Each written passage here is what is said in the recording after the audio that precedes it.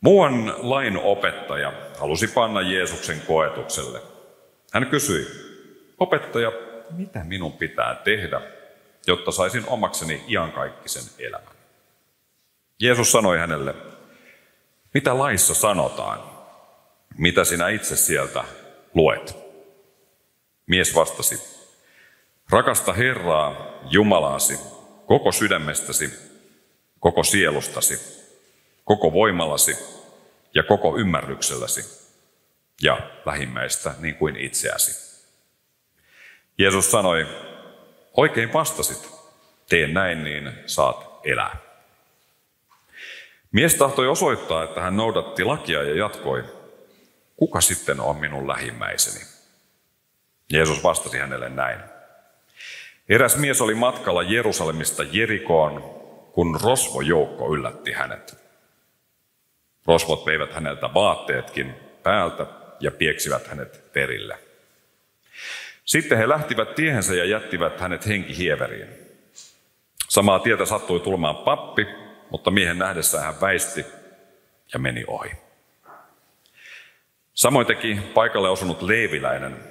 Kun hän näki miehen, hänkin väisti ja meni ohi. Mutta sitten tuli samaa tietä muuan samarialainen. Kun hän saapui paikalle ja näki miehen, hänen tuli tätä sääli. Hän meni miehen luo, valeli tämän haavoihin öljyä ja viiniä ja sitoi ne. Sitten hän nosti miehen juhtansa selkään, vei hänet maijataloon ja piti hänestä huolta. Seuraavana aamuna hän otti kukkarostaan 2 denaaria, antoi ne majatalon isännälle ja sanoi, hoida häntä. Jos sinulle koituu enemmän kuluja, minä korvaan ne, kun tulen takaisin. Kuka näistä 3 sinun mielestäsi oli ryöstetyn miehen lähimmäinen? Lainopettaja vastasi, se joka osoitti hänelle laupeutta. Jeesus sanoi, mene ja tee sinä samoin. Tämä on pyhä evankeliumi. Tietääkö joku, mitä lukee partiolaisten vyössä? Aika hyvä arvaus, aina valmiina, lähes. Muistaa joku muu vielä tarkemmin. Ole valmis. Partiolaisten vyössä lukee ole valmis. Ympäri maailmaa käytössä oleva tunnus viestii partiolaisten auttamis- ja palveluhalukkuudesta. Vanhaan ja perinteiseen kutsuun ole valmis, partiolainen sitten vastaa, niin kuin täällä aikaisemmin tulikin, aina valmiina. Partiotunnus kertoo ennen kaikkea partiolaisten asenteesta. Hän on aina valmiina palvelemaan ja täyttämään velvollisuudet. Itsekin olen ollut partiolainen yli 15 vuotta ja kantanut tuota vyötä monissa tilaisuuksissa, julistaen sille sitä, että olen valmis. Mutta 2 päivää sitten perjantaina en ollut valmis. Olin ajamassa Runebergin katua Helsingissä, kun Operatalon kohdalla huomasin, että parin auton päässä mun edessä oli valkoinen BMW, joka näytti ajavan vähän kummallisesti. Se ei ihan pysynyt kaistalla ja muutakin ajo oudon-oloisesti. No ensimmäinen ajatus ja tunne itselläni oli ärtymys. Itse jos joku on lähtenyt humalassa rattiin. No auto jatkoi siinä hapuilevaa ajoa mennen vähän ratikkakiskoille ja kaistojen keskellä ja sitten parin valojen jälkeen niin se parkkeerasi. Ja sitten mun auto ja sen auton välissä oli 2 muuta autoa, niin se, joka oli heti sen perässä, niin pysähtyi vähän siihen rinnalle ja katsoi, mitä siellä tapahtuu, mutta jatkoi matkaa. Ja niin teki seuraavakin. No sitten mä tulin siihen auton kohdalle, mä hidastin ja näin, että sillä autossa oli mies, joka liikehti vähänlaisesti, mutta ehkä vähän jotenkin hassusti. Ja sitten mä tein saman kuin kaikki edeltävät autot. Jatkoin matkaa. No sitten kun mä ajoin jonkun aikaa, niin sitten mulle mieleen juolahtaa, että hetkinen, että ehkä kyse ei ollutkaan juopumuksesta, vaan sairaskohtauksesta. No siinä kohtaa mä olin jo toisaalla, liikenneruuhkassa jumissa ja tuli ihan todella huono omatunto. Että miksi mä en pysähtynyt tarkistaa sitä tilannetta. Mä mietin, että siellä on nyt ehkä ihminen, joka tarvitsee apua hädässä ja todennäköisesti kukaan muu ei enää havainnoi, että mitä siellä autossa tapahtuu. Ajaa ohi niin kuin kaikki muutkin. No sitten mä pääsin kaupunkiin perille ja siinä sitten mä avaan mun läppäri lukeakseni tämän sunnuntain tekstejä ja valmistellakseni tätä saarnaa. Ja mitä sieltä luen? Eteen lävähtää tämä laupias samarialainen tekstiä ja mä tajun, että mä oon ollut sen tekstin pappi ihan tosi kirjaimellisesti.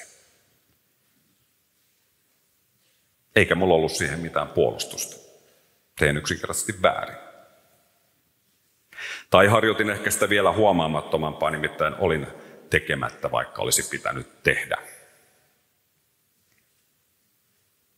Olo oli jotenkin murskaava ja rukoilin Jumalalta, että ehkä se johdattaisi jonkun sen miehen luo. En tiedä, miten tilanne eteni siitä, tuliko paikalle koskaan sitä laupiasta samarialaista, tai mikä hänen tilanteensa ylipäänsä oli. Mutta yhä tänään tässä jutellessani, mielessäni ja silmilläni on se kuva siitä miehestä sillä autossa. No mä rupesin miettimään, että miksi mä en pysähtynyt. Koska tottahan mun arvojen mukaista on pysähtyä ja auttaa ihmistä hädässä. Mutta mä en kuitenkaan tehnyt niin. Ja tuli useita syitä mieleen. Yksi oli se, että jo 2 autoa edellä oli pysähtynyt katsomaan ja tulkinnut tilannetta sillä lailla, että jatko matkaa. Ihminen tutkitusti tekee tällaisissa tilanteissa sitä, mitä muutkin tekee.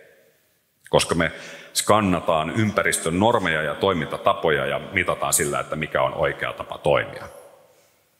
Mutta joskus se ympäristön normi, mitä meidän ympärillä tapahtuu, ei olekaan välttämättä se oikea tapa toimia ja niinpä meistä tulee tavallaan heikkoja virran mukana kulkijoita. No toinen syy oli ehkä se, että mä olin vielä ärtynyt siitä mun edellisestä tulkinnasta jotenkin. Mulla ei ollut kykyä muuttaa siinä sitä, vaan ajattelin, että jos siellä on joku ihminen vaarantamassa liikennettä juopuneena, niin mä en osannut riittävästi vaihtaa mun tunnetilaa siinä. Ehkä sitten kuitenkin lopulta se kaikkein olennaisin syy oli se, että mä en ollut valmis. En ollut valmis riittävän nopeasti muuttamaan mun tulkintaa. En ollut valmis tekemään jotain, mitä muut ei tehnyt. En ollut valmis auttamaan, enkä ollut valmistautunut olemaan valmis.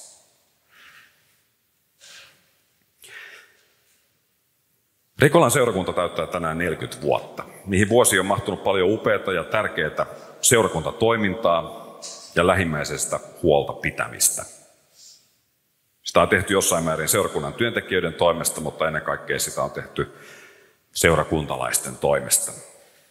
Vapaaehtoista, jotka on ollut valmiina kantamaan oman kortensa kekoon tähän Jumalan valtakunnan rakentamiseen. On se sitten tarkoittanut auttamista, yhteisön rakentamista, yhdessä rukoilemista, laulamista, Jumalaan toisiin tutustumista. 40 on myös erityinen raamatullinen luku. Noa viettää vedenpaisumuksen myötä arkissa 40 päivää ja yötä. Israel vaelsi erämaassa 40 vuotta. Mooses vietti Siinain vuorella 40 päivää ja yötä saadessaan lain Jumalalta.